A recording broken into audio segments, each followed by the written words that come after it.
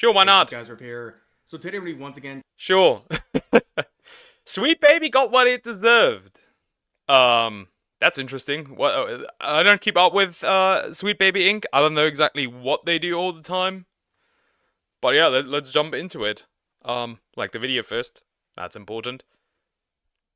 talking about the ongoing downfall of Sweet Baby. Now, we know gamers have rejected this company in any game that they have collaborated with, but it seems clear now that the industry itself is starting to reject Sweet Baby. Yeah, the now it is basically, hey Robot Pyro, how are you doing? Hope you're doing good. At this point, if you are in some way or shape connected to Sweet Baby Inc.,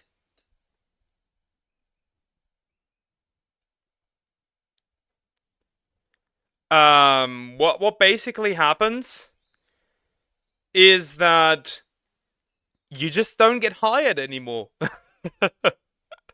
You just don't get hired. If you are in some way, shape, or form connected to Sweet Baby Inc., it is over. If you've been with Sweet Baby Inc., if you are with Sweet Baby Inc., if you have like any connection with them, it's just over. Like, I think Square Enix, they took Sweet Baby Inc. of like their partnered stuff. So like, yeah, this they are dead. We're seeing various studios outright denouncing their connections to Sweet Baby, and we're now seeing some former Sweet Baby Inc. employees being blacklisted from the industry. Now, before we get into those examples, let's Yes. see the meat and potatoes of this video. A very unhinged meltdown from a Sweet Baby employee. This is one of the Oh, we're getting a meltdown from a Sweet Baby employee? Ho ho ho! Oh, I'm excited for that. many meltdowns we have seen, and this really defines why people Yeah, are they just so ruin games, not much else true, but it's just funny to see them, like, get absolutely demolished turned nowadays. off by this organization and its employees. So here is the headline. Sweet Baby Inc. employee admits goal is burning the games industry to the ground. I mean, a perfect summation of what they're trying to do. Basically, burn the industry to the ground and then rebuild it with their own DEI nonsense. The modern audience. I think Kirsche is saying it quite often. They when they say they make games for a modern audience, they are not talking about an audience that already exists. They want to destroy everything so they can create that modern audience. This is why they're doing remakes, by the way. I think Kirsche brought this up in one of her streams. They are making remakes so you just gobble up the new like remade garbage because it's easier accessible than like the originals, which I haven't bought a remake in years because I don't buy remakes. I have the old stuff. I don't need the new stuff. The old stuff has more charm, so I don't care. So let's take a look into this whole thing. So I'm sure you already saw this upload from about a year ago because it comes from your favorite YouTube channel, Game Devs of Color Expo. And here's this absolute banger that was dropped by this Sweet Baby Inc. employee titled How to Get Away with Murder, Subverting Genre Expectations. I can't think of a Yeah, the problem is eventually it is everywhere to the point you cannot avoid it anymore. Like the model audience stuff. If you look at like into Bridge, the great plan is to have no DEI departments and just basically like having everybody in that in a company contributing to DEI. And the problem is eventually, even if you disagree with it, you can no longer avoid it because eventually you're gonna need a job. So you play along to survive, basically. more proper title where the attitude is let's burn the industry to the ground than a title of How to Get Away with Murder. And as you can see from the like dislike ratio, it's going over really well with people. And it's not lost on me too that when I took this screenshot, the view count was at 666. Very foreboding number right there. That's that is very, very like that's a little demonic, to be fair. Yeah, I love old games as well. I don't mind like remasters and like just upping the quality of like the older games. But there is something with older styles that just not just is it just is like nostalgia. It's just like it feels different. It feels for example, I play Xenoblade. I stream Xenoblade occasionally. And even if I had the option to pick like the remaster on the Switch, I would have still preferred to play the original because the style is so much better. I don't know. It's also like, look at Nintendo. They use older hardware and they still make good games because they don't make like high quality, high graphical like games. They just they even if like they have shitty practices with like the suing and stuff, they make it so that they build their games around their limited hardware and get creative with it. The others do not do that. How does therapy listen? You're good to go again. Yeah, it can be hard sometimes, yeah. But it's good that it's like some awareness gets spread. I do not play. I think you mean Team Fortress 2. I do not play that. I do not play that. But who is this person making this TED Talk here? Well, their name is Cameron Wild, and as you can see, they have worked on many Sweet Baby titles, including Tales of Kenzera, as well Okay, Tales of Kenzera. I cannot read that. as Suicide Squad Kill the Justice League, Alan Suicide killed the Justice League. Suicide. The Justice League got killed. The Justice League got killed here. And like the Suicide Squad as well. This is such a shitty ass game. It is. At least it made some kind of money still, but man, is that a dog shit game. Alan Woke 2. Great. Wake 2, and God of War Ragnarok, which we'll talk about later in this video. Now, for the I haven't seen any DI stuff for God of War Ragnarok. Me personally, I don't like the new style of God of War. I like the hack and slash stuff of like the older games. That's just I don't know. I just like the hack and slash style of like the older God of War. Just me though. the PowerPoint presentation itself, I will just describe the beginning of this video just to give you a sense of what we're dealing with, and then we'll watch some clips from it. So, we begin with this slide right here saying, cool, so why am I here? And here's the goals. We want a cooler set of stories. I think this is a woman. I think it could be a guy. I could be wrong. Safer world, and we want to burn the games industry to the ground. Yes, they want to burn it to the ground and then rebuild it with their own DEI infected nonsense. That is the entire goal of Sweet Baby from the start, and they're not even subtle about it.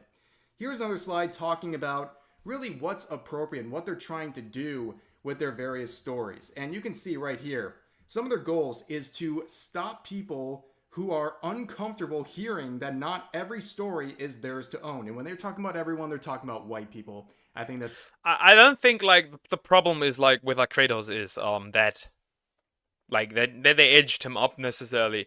For me, it's more so the gameplay style that I don't really like that much. But well, wait, I missed that part. Let me go back.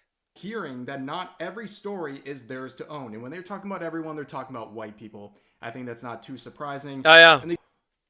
White people don't own their stories. It's a he-they game destroyer. Game destroyer. True and real. They go on to say that basically, when you do a genre role, it's going to go deep into that and make people uncomfortable. And also that you have to prove that spaces where whiteness doesn't have to live is where some of the best stories are told. So So basically, they're outright saying that they don't want any sort of whiteness in their stories. Ah, occasional racism. Love to see it. I mean, you like to go off the Asians as well, so it doesn't matter.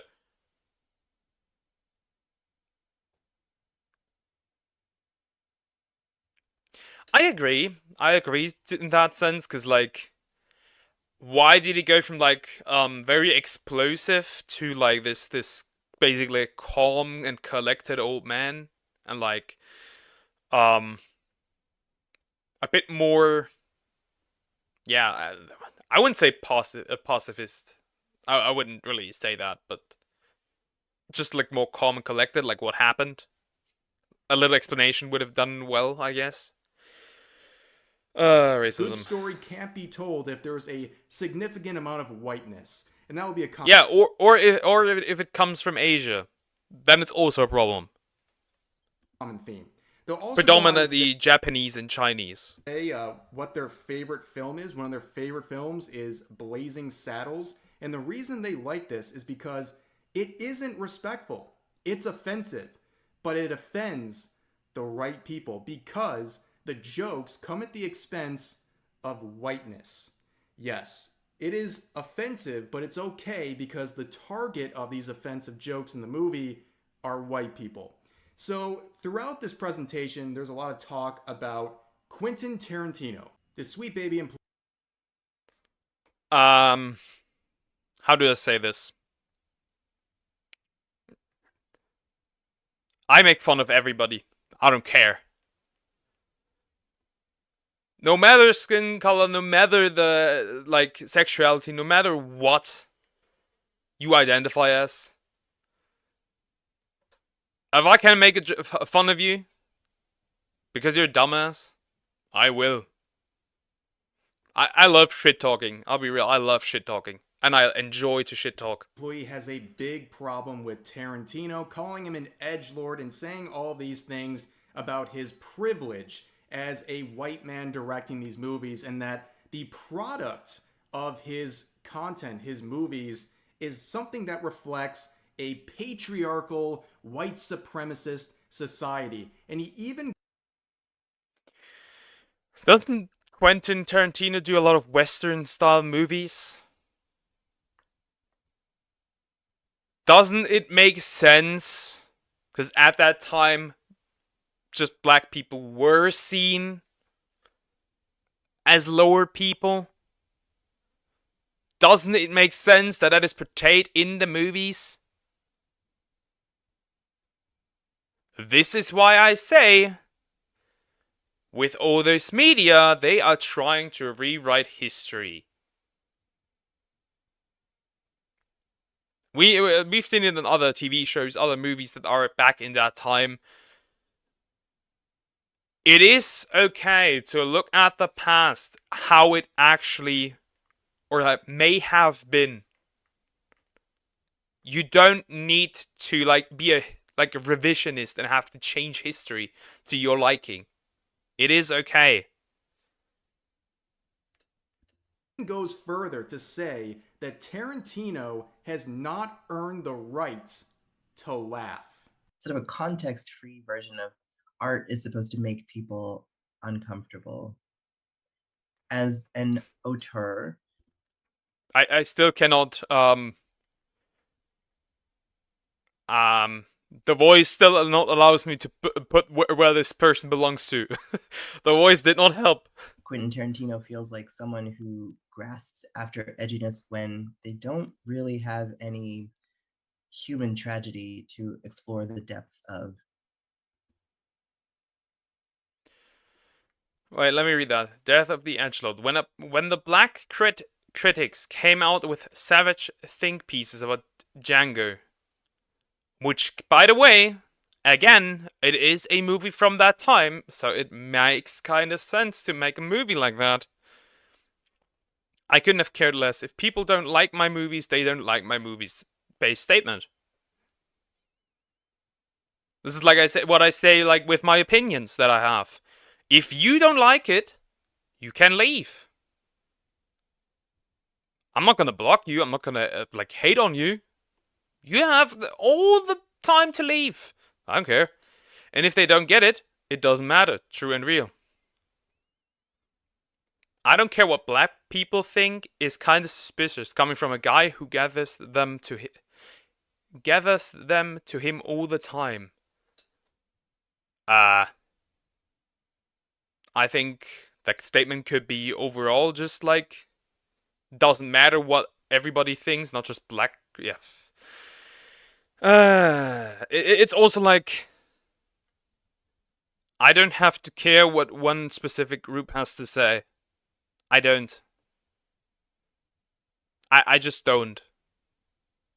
It is not my obligation to as long as I'm not hateful or anything, it is not my obligation to cater to your feelings. They don't understand that growth comes from trauma, sure, but it also comes from joy. He holds a no pain, no gain kind of mentality that I think is unshakably rooted in white supremacist patriarchy.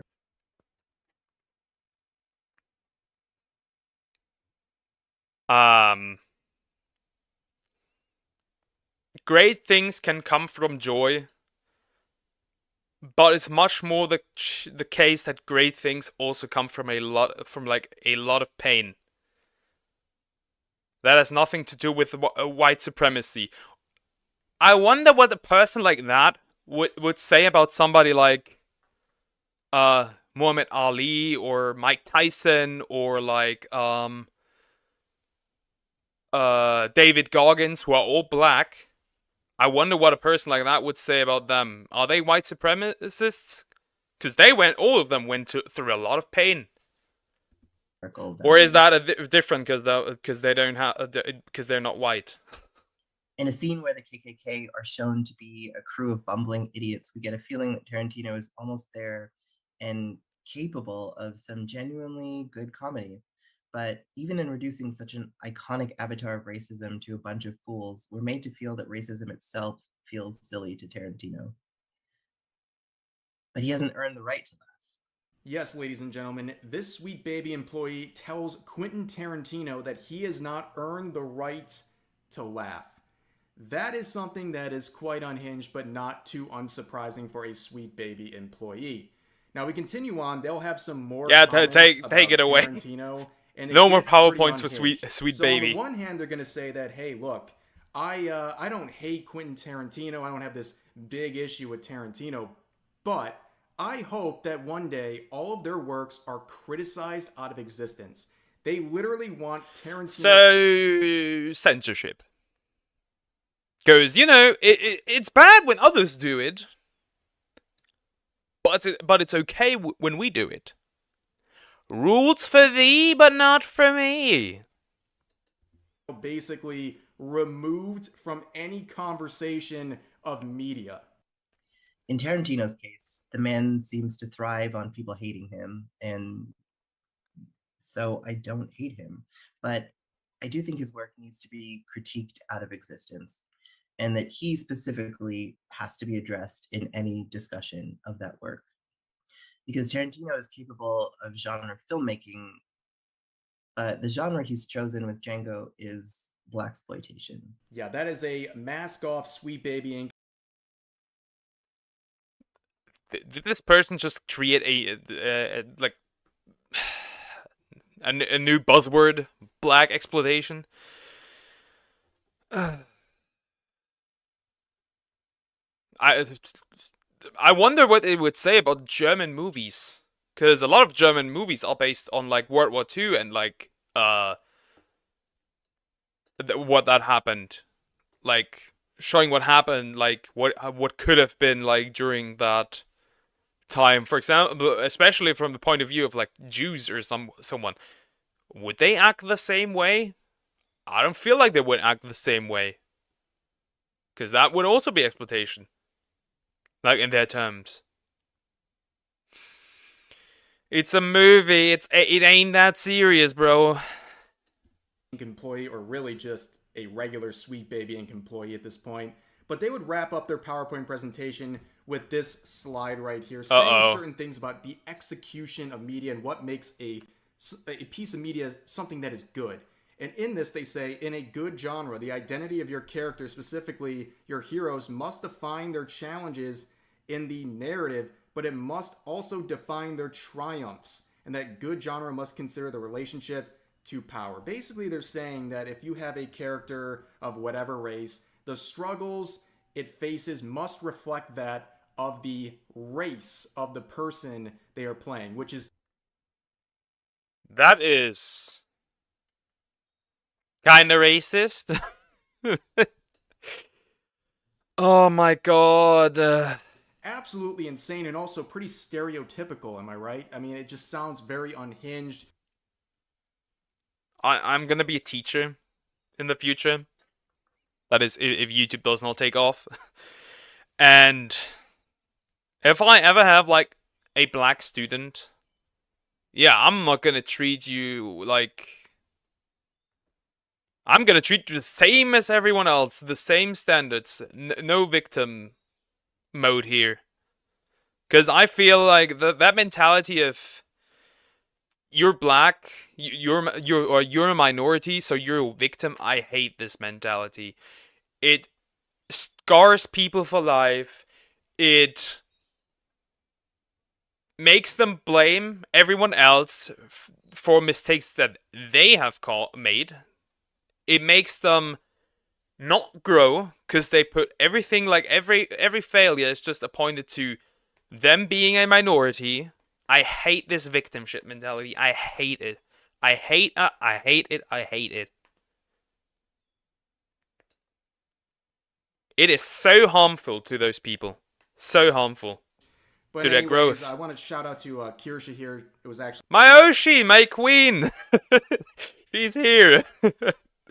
Ah, Kirsche, I love her. her tweet She's right here that great. helped me go down this rabbit hole with the latest Sweet Baby nonsense. But as you can see, this is the least of their problems. There's a lot more we have to say about Sweet Baby today because I facing love White Fox endless Woman. controversy. Let's begin right here with this latest headline. Former Sweet Baby Inc. employee implies developers did not want to hire him after working for Kim Bel-Air's company. Ah, you reap what you sow, I guess. Well, this employee we're talking about is, of course, Kazuma Hashimoto.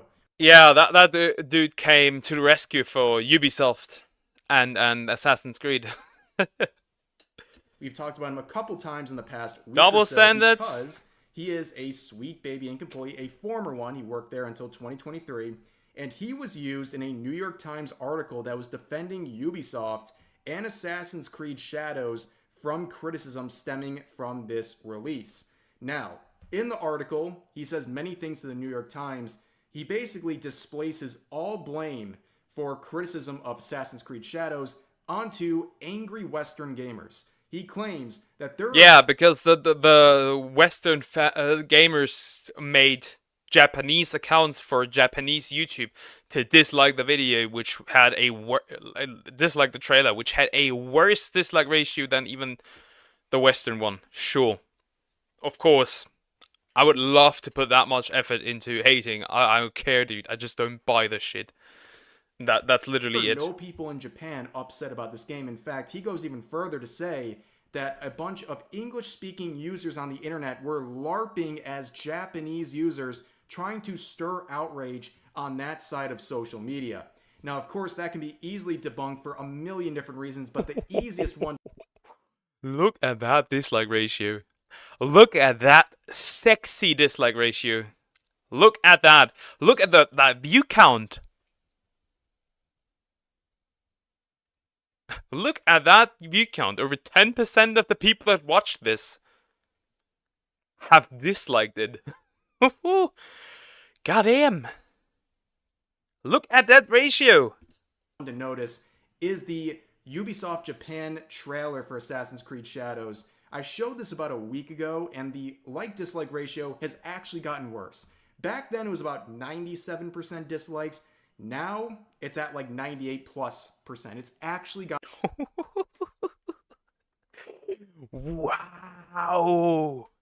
Wow.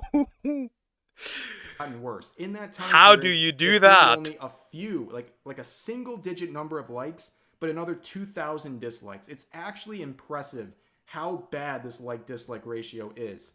Now, what's interesting here is that Cosma would actually go onto Twitch and do a live stream where he would talk about this whole situation with Sweet Baby, and this was captured by Smash JT here in a now deleted VOD from Twitch, where he would go on, Hashimoto would talk about how basically his couple of years working at Sweet Baby has caused him actual trouble in the hiring process currently, where he Yeah, don't associate with people that nobody likes, I guess.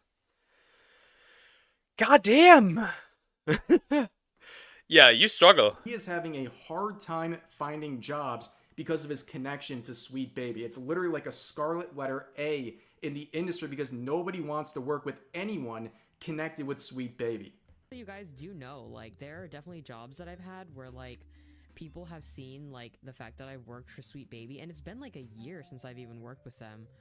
And it's just on, like, a contractual basis when I was, so, like, just periodically for, like, a couple of years. People will literally be like, hey, are we... Is bro a VTuber? Nah. Get this man out of here. Get this man out of the space. I don't care. This is a personal problem now. It really sucks that instead of being like, we'll protect our employee, the employer or potential person giving you the contract will be more concerned about that than protecting their employees. Yes, you can hear the world's smallest violin playing for Hashimoto here. Basically, nobody feels sorry for you. You worked with Sweet Baby. You took the money to help integrate all this DI nonsense into games for years, and you even turned around after you were already no longer employed with Sweet Baby to defend Ubisoft and Assassin's Creed. The funny part is, like, he has worked with all the typical, like, bad guys. Polygon, IGN, Games Radar. Shadows in a New York Times article where you make yourself basically the highlight, the main source that all this outrage over the game is limited to a bunch of angry bigots in the West. The whole thing is absolutely ridiculous, but not the only thing that Sweet Baby... I don't react that much to, like, what is the word? I don't react that much to, like, bigot or like words like Nazi or incel or whatever. It's at this point it's just like person I don't like. It doesn't matter if if the word is true. It's literally just a synonym for person that I do not like. That's what it is. Dealing with right now. So as you can see by the headline here, the Sweet Baby effect. God of War Ragnarok peak player count less than half of God of War. Now looking at the situation, you can see that God of War Ragnarok is a Sweet Baby product. And another one, kind of like Alan Wake 2, where people who defend Sweet Baby always point to these games saying, wow, what a success. Well, as it turns out... As far as I'm aware, Alan Wake 2 has not even broken like, they didn't, like, broken even. They didn't make the money back that the game, like, took to make. So, like, it is mid at best. Mid. And with God of War, of course it's a success, because it's part of a very successful, like series, so it makes sense. However, it's funny that I think the reason why the Ragnarok really hasn't done that well is also because it's, like, more of the same. It literally is it's just like more of the same. Out since the recent Steam release of Ragnarok. And there's also a couple of other things wrong with Ragnarok. There's too many tutorials, as far as I'm aware. Too much explaining and stuff. Peak concurrent player count of 30. Of course, the Sweet Baby in connection also harms of what the Steam peak concurrent player count was for God of War. So less than half is their peak now for this new one. So you have the original one, God of War, with no Sweet Baby involvement, and then God of War Ragnarok with Sweet Baby involvement, and they get less than half of the peak player count. That is the Sweet Baby effect. And things are getting even worse because, like I said earlier in the video at the start, The moment I saw this Final Fantasy, my body just acted up. Isn't that Final Fantasy 11? If I remember correctly, that had me react right now. I think that's 11. Yeah, Square Enix removed them from the client list. The problem is that Square Enix has their own like DEI department, so I don't know. gamers have rejected Sweet Baby for a long time.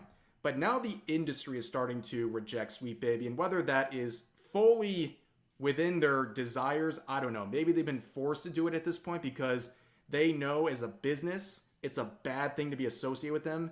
But things have gotten to a boiling point where you see this this headline: Sweet Baby Inc. removes Square Enix from its client list on its website. And as you can see, a long time ago, they were planted right there. You can see them between Ubisoft and Warner Bros., which is a terrible spot to be in. I would not want to be between those two companies. Ubisoft facing a million flops right now. And on top of that, Warner Bros. Responsible for the Suicide Squad Kill the Justice League flop that cost them $200 million. But now you see the client list, they have been removed. And whether that is something that is definitive, where they're no longer working at all, or they're just doing this as a kind of publicity thing where they don't want to be... Do it with Ubisoft as well. Remove them. Just remove them. Publicly not much to say here. With Sweet Baby, we don't know, but it's very clear that these studios are very, very nervous about being connected to Sweet Baby in any sort of a meaningful way. And on top of that, I want to point out here one more thing. Whenever I see this, I think it's important to include people on the Japanese side of Twitter are also noticing this stuff involving Sweet Baby, which I think is very important because the same thing happened with anime and manga localizers when there was a lot of drama involving that about a year ago, where Japanese users were completely unaware that all this nonsense was happening in localizations of Japanese products. Yeah. And then people cried about it once they got replaced by AI. Now, I don't want localizers to be replaced by AI. I don't want that. I would love for them to keep their job and do their job and put out accurate translations. They just won't do that. And then they cry about it that they got replaced. That is your own fault. Also. Because you would have a lot more people on your side if you actually delivered the product that people were asking for. But you don't. And the same thing and that is why you will get annihilated. Happening with all this nonsense involving Sweet Baby and their DEI integration and consultation into these games. And it's good to see that. Now, one thing I want to end this video on is talking about the movie. That is insane. I don't know how Matt Walsh fooled these people. This is like literally Superman. This is a Clark Kent move. Bro just put on a wig. He basically just put on a wig. Now, I don't agree with everything Matt Walsh has to say. I think his stance about anime and like Japanese stuff, like video games, is dog shit. And he has started to slowly realize that maybe he does need the help of others, because he has realized that our side basically is like fighting with no culture, and like you can only like make art if you have a culture. He is slowly starting to realize and change his ways. But that thing is so funny. I don't know how he managed to fool these people. Am I Racist by Matt Walsh. Now, personally, I disagree with a lot of Matt Walsh's points. I think he can be pretty cringe at times. Like, just get his opinion on anime, where only a few months ago he called anime demonic. Anime demonic. True. He said that. But I will say, like the guy or not, this was a great movie. I saw it yesterday. Yeah, it is really good. An amazing job of exposing people who are in the business of DEI. These people make a fortune by essentially calling everyone racist and trying to give you the impression that the entire fabric of society is based on racism and hierarchies when it really is not that deep. And a lot of people compare the style of this video to Borat. And with Borat, you had him asking somewhat normal people ridiculous questions, but in Am I Racist, Matt Walsh is asking ridiculous people normal questions. And basically just... Yeah, and these people were, by the way, after they realized they got fooled, they were seething. They were seething on Twitter, they were seething on Facebook. They were losing it. Yeah, he sometimes has a point, and then he just, like, drops the ball a little. It is a really fun watch. It is so funny to know that these people don't understand that this is Matt Walsh. Again, I don't know. It's basically a Superman Clark Kent situation where bro just put on a wig, and Clark Kent just put on his glasses. It's literally that. letting these people from the DEI industry just speak themselves into a hole. We saw so many ridiculous parts of the movie where you have people spending thousands of dollars to attend seminars with these DEI specialists who do nothing more than call them racist and tell them you got to stop being so racist and bigoted and filled with prejudice. And then on the next hand say, you know, despite even doing the work, you'll still be racist at your core. And then the next second they tell you, you know, treat your fellow coworkers like they're regular people, regardless of the race. But then they tell you don't smile at your black coworkers because that's a microaggression that reminds them. Remember when they consider when people, especially us Zoomers, there's people out there that consider the thumbs up emoji a microaggression. I don't know. Of the societal power you have over them as a white person. And then in the next second, there was a dinner hosted with a bunch of white Karens who were paying thousands of dollars to have these two DEI specialists call. He doesn't like to say it, but I will say it. Society's biggest enemy is white liberal women. Them racist, and then tell them they should be ashamed of themselves and their ancestors, and they should feel guilt. And then they say, if you feel compelled to cry, you should leave the room because your tears as a white person are racist and are attacking and trying.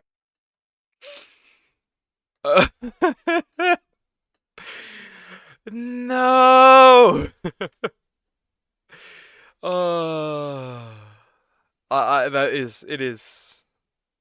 It is. I don't even remember that part. Trying to take the spotlight away from my. Careful! I'm crying tears. I might just be racist. And the real pinnacle of the movie is they have this author of this DEI classic that sold over 5 million copies called White Fragility. They get the author, of course, with the coaxing of $15,000 to show up for an interview where Matt Walsh gives a $20 bill to his black producer, saying it's basically a form of reparations and a step in the right direction. And using her own logic, he basically guilt trips her into going across the room, reaching into her purse, and giving this guy $30 as a form of reparation. I love that part. I love that part so much. It was so good. That was so good. And again, nobody knew that it was actually Matt Walsh under this wig. It is that insane. Yeah, they are losing their minds out here. They are completely, like, they lost the plot completely.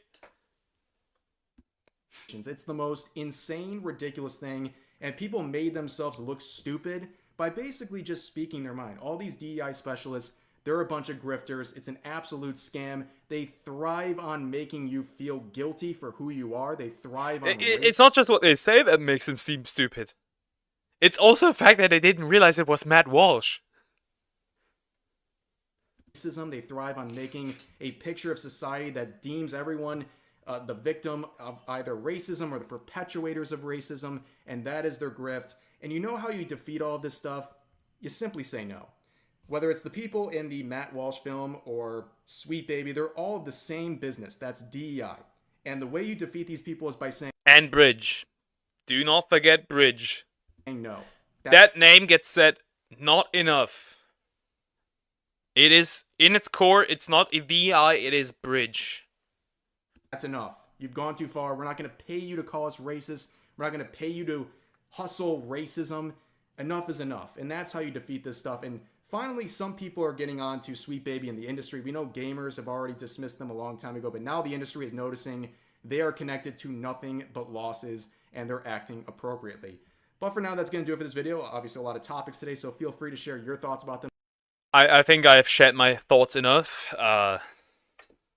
Yeah, I hope these companies and these people, like, financially fail and never recover. That's just my opinion, though.